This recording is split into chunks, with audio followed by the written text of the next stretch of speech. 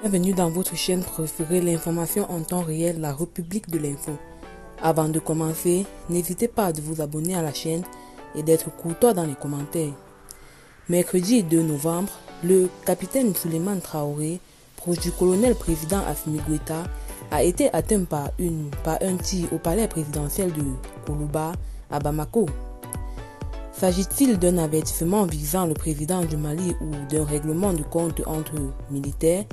Selon nos informations, le 2 novembre vers 18 h, alors qu'il quittait le palais présidentiel de Kourouba, situé sur une colline de Bamako, le capitaine Souleymane Traoré, aide de camp du colonel président Assimi Goïta, a été la cible d'un tir. Une balle l'a atteint au niveau du thorax. Blessé, l'homme a survécu grâce à son gilet pare-balles, freinant l'impact du projectile.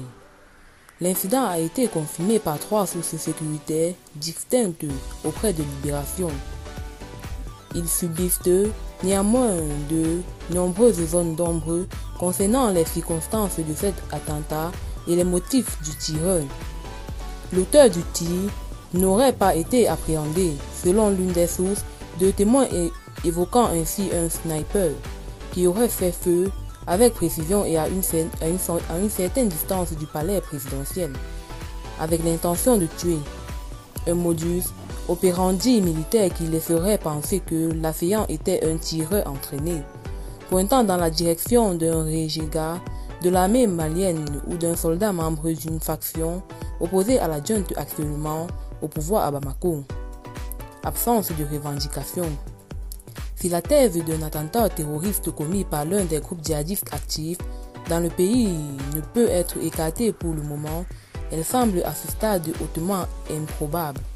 Le groupe de soutien à l'islam et aux musulmans, GNIM, selon son acronyme en arabe, affilié à Al-Qaïda, ou l'État islamique au Grand Sahara, EIGS, les 2 organisations djihadistes prépondérantes au Mali, privilégie habituellement les attaques de masse, parfois kamikazes. Le attentat, avec Kalachnikov et explosifs, ont pour cible des restaurants, des hôtels ou plus ou moins le camp militaire de Kachi. Près de Bamako le 22 juillet, ils n'ont jamais jusqu'à présent commis d'assassinats ciblés sur les hauts dirigeants, de surcroît au cœur de la capitale. Par ailleurs, l'absence de revendications sur les canaux djihadistes habituels rend cette hypothèse peu plausible.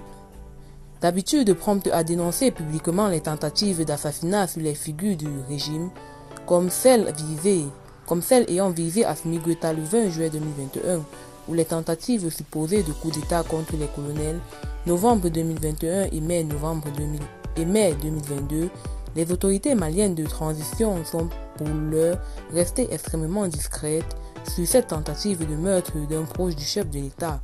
Contactée par Libération, la présidence n'a pas répondu à nos sollicitations. Eh bien, c'est tout pour cette note d'information.